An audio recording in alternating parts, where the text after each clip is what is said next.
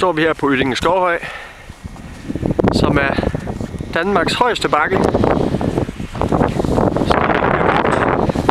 I midtjyske motionsløb og er hvert år en fast del af Post Danmark Rundt. Men hvor stejl er bakken egentlig? Det har vi tænkt os at finde ud af. Så vi har fundet det stejligste punkt på stigningen, som er her til sidst, op til toppen. Her har vi lagt den 2 meter lange retskinne og et vatterpas. Lad os prøve at se, hvor stejl Ydinge Skovhøj er. 13,6 siger den.